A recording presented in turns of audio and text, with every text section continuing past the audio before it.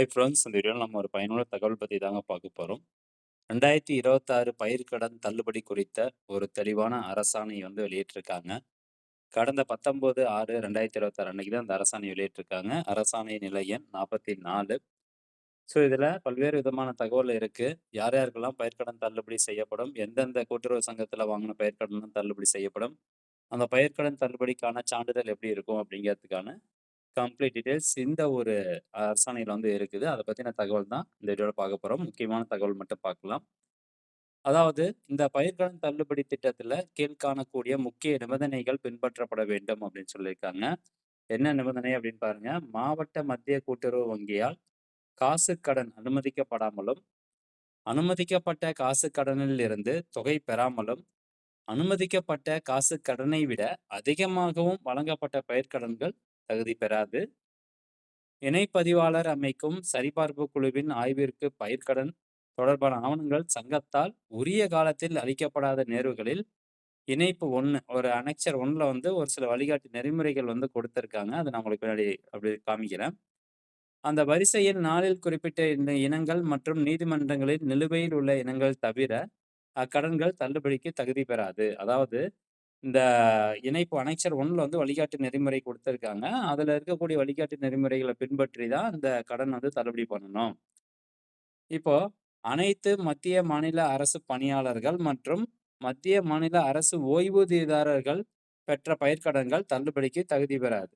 மத்திய அரசு பணியாளர்கள், மாநில அரசு பணியாளர்கள், அது மட்டும் இல்லாம மத்திய, மாநில அரசு ஓய்வூதியதாரர்கள், பென்ஷன் வாங்கிட்டு இருக்கக்கூடிய நபர்கள் பெற்றிருக்கக்கூடிய அந்த பயிர்க்கடன்கள் தள்ளுபடிக்கு தகுதி பெறாது.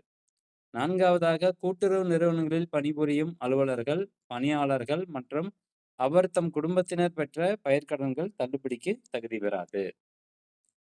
இப்போ 5வதாக பார்த்தீங்கன்னா, 6வதாக பாருங்க. வேளாண் காரியங்களுக்காக அடமானம் வைக்கப்பட்ட நகைகளில் எடை குறைவு, தரம் குறைவான நகைகள் ஒரு கிராமிற்கு அனுமதிக்கப்பட வேண்டிய தொகையை விட கூடுதலாக வழங்கப்பட்ட கடன்கள், அதே மாரி கடன் அளவை விட கூடுதலாக வழங்கப்பட்ட வேளாண் நகை கடன்களுக்கு மறு மதிப்பா மறு மதிப்பீட்டின்படியான பயிர்க்கடன் தொகைக்கு மட்டுமே தள்ளுபடி வழங்க வேண்டும். ஆதார் எண்ணின் அடிப்படையில் ஒரே விவசாயி ஒன்று அல்லது அதற்கு மேற்பட்ட கூட்டுறவு சங்கங்களிலோ அல்லது ஒரே சங்கத்தில் ஒன்றுக்கும் மேற்பட்ட பயிர்க்கடன்கள் பெற்றிருந்தால் ஏதேனும் ஒரு கடன் மட்டுமே தள்ளுபடிக்கு தகுதி பெறும். இந்த மாதிரியான ஒரு சூழ்நிலையில குறைந்த கடன் பெற்றா தான் வந்து தள்ளுபடி பண்ணுவாங்க. அதே மாரி இந்த எவ்வளோ கடன் தள்ளுபடி பண்றாங்கன்னு ஏற்கனவே நம்ம சொல்லியிருக்கோம். பட் இருந்தாலும் அகைன் மறுபடியும் வந்து ஒரு தடவ சொல்றோம். ரூ. 75,000 வரைக்கிலும் உங்களுக்கு கடன் தள்ளுபடி செய்யப்படுது. ரூ. 75,000 வரைக்கும் தான் நீங்க கடன் வாங்கியிருந்தீங்க அப்படின்னா, உங்களுக்கு முழு தொகையும் தள்ளுபடி. அதுவே ரூ. 75,000க்கு மேல ரூ. 1 கூடுனாலும், உங்களுக்கான தள்ளுபடியானது ரூ. 35,000 தான். அப்பர் லிமிட்ன்னு எதுவுமே கிடையாது. ரூ. 75,000க்கு மேல எவ்வளோ கடன் தொகை நீங்க வாங்கியிருந்தாலும், தள்ளுபடியானது ரூ. 35,000 மட்டுமே தள்ளுபடி செய்யப்படும் அப்படின்னு சொல்லியிருக்காங்க.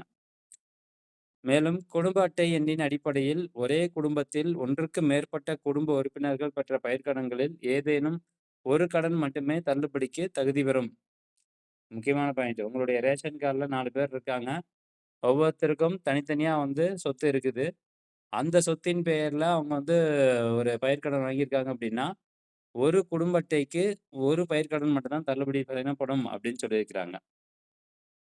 மேலும் இந்த பயிர்க்கடன் தள்ளுபடி சம்பந்தமான அந்த அனெக்சர் 1 இணைப்பு 1 வந்து இதுதான்.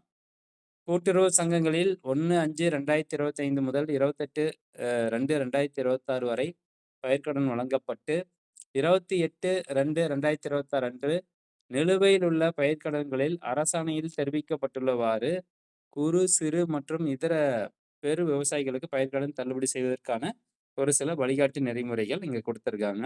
எந்தெந்த க கூட்டுறவு சங்கங்கள்ல நீங்க கடன் வாங்கியிருந்தீங்கன்னா தள்ளுபடி அப்படிங்கிறத இங்க பகுதி 1ல குடுக்குறாங்க பாருங்க.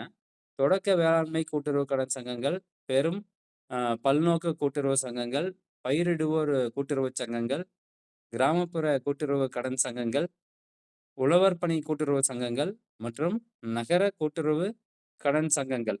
ஸோ இங்கெல்லாம் நீங்க கடன் வாங்கியிருந்தீங்கன்னா தள்ளுபடி. தொடக்க வேளாண்மை கூட்டுறவு கடன் சங்கங்களாக இருந்து நகர கூட்டுறவு கடன் சங்கங்களாக மாற்றம் செய்யப்பட்டவை. அங்கேயும் தள்ளுபடி. அதே மாரி விவசாயிகளால் 1/5/2025 முதல் 28/2/2026 வரை பயிர்க்கடன் பெறப்பட்டு 28/2/2026 அன்று நிலுவையில் இருந்த கீழ்காணும் பயிர்க்கடன்கள் அரசாணையில் குறிப்பிட்டுள்ளவாறு தள்ளுபடிக்கு தகுதி பெறும்.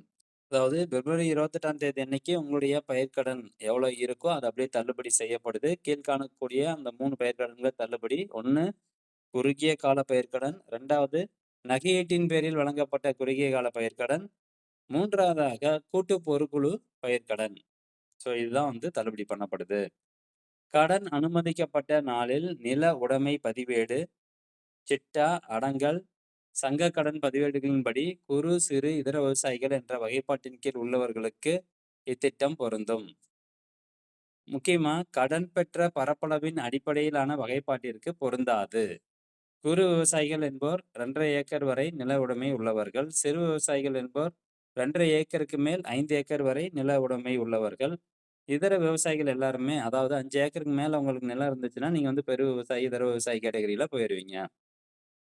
இப்போ இந்த பயிர்க்கடன் தள்ளுபடி ஆனது வந்து பார்த்தீங்கன்னா, பயிர்க்கடன் தள்ளுபடி பண்ணும்போது உங்களுக்கு இந்த மாரியான ஒரு சர்டிஃபிகேட் வந்து குடுப்பாங்க. பயிர்க்கடன் தள்ளுபடி சான்றிதழ் அப்படின்னு. இதுக்கான டேபுலர் ஃபார்ம்லாம் போட்டிருந்தாங்க. 45 நாள்ல வந்து இந்த பயிர்க்கடன் உங்களுக்கு தள்ளுபடி பண்ணி இந்த சர்டிஃபிகேட் வந்து குடுத்துறணும். ஸோ, அதில எந்த மாரியான விவரங்கள்னா, எந்த கூட்டுறவு சங்கம், எந்த டேட்டு, பெறுநர் உங்களுடைய அட்ரஸு, அதுக்கப்புறம் கீழ எந்த டேட்லேருந்து எந்த டேட் வரைக்கும்க்கான பயிர்க்கடன் தள்ளுபடி ஆகுது.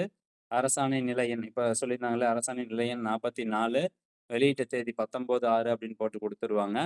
ரூ. 75,000 உள்ள கடன் இருந்தது. 75,000 தான் வாங்கியிருக்கீங்கன்னா, 100% முழு தொகையும் தள்ளுபடி. அதுவே ரூ. 75,000 மேலன்னா ரூ. 35,000 தான் தள்ளுபடி. ஸோ, மேற்கண்ட அறிவிப்பின்படி இந்த மாரியான விவரங்கள்லாம் போட்டு, அசல் இவ்வளவு, வட்டி இவ்வளவு, அபராத வட்டி இவ்வளவு, ஸோ இதர செலவினம் ஏதாவது டாக்குமெண்ட் சார்ஜஸ்னா அது, ஆக மொத்தம் அப்படின்னு போட்டு, இந்த ரூபாய் மட்டும் தமிழ்நாடு அரசால் தள்ளுபடி செய்யப்பட்டுள்ளது அப்படிங்கிறத தெரிவித்துக் கொள்கிறோம் அப்படின்னு சொல்லி, இந்த மாரியான ஒரு சர்டிஃபிகேட் வந்து குடுத்துருவாங்க. ஸோ, இந்த சர்டிஃபிகேட் வச்சு அடுத்து நீங்க கடன் வாங்கிக்கலாம். அடுத்த தடவ வந்து அறிவிப்பு வரும்போது கடன் தொகை வாங்கிக்கலாம். ஸோ ஃப்ரெண்ட்ஸ், இதுதான் அந்த அரசாணை. இந்த அரசாணைக்கான முழு பிடிஎஃப் ஃபைல் எனக்கு கிடைக்கல. முழு பிடிஎஃப் ஃபைல் கிடைச்சுச்சு அப்படின்னா, இந்த வீடியோனுடைய டிஸ்கிரிப்ஷன்ல கொடுத்துடுறேன். அதாவது ஒரு பிடிஎஃப்பா கிடைக்காம கொஞ்சம் கொஞ்சமா தான் கிடைச்சது. ஸோ அது எல்லாத்தையும் ஒண்ணு சேர்த்துட்டுருக்கேன். அது ஒண்ணு சேர்த்துட்டு உங்களுக்கு இந்த பிடிஎஃப்பா நான் வந்து வீடியோ டிஸ்கிரிப்ஷன்ல குடுத்துர்றேன். இந்த தகவல் நிறைய பேருக்கு ஷேர் பண்ணுங்க. மீண்டும் அடுத்த ஒரு நல்ல பதிவுல சந்திக்கலாம். நன்றி, வணக்கம்.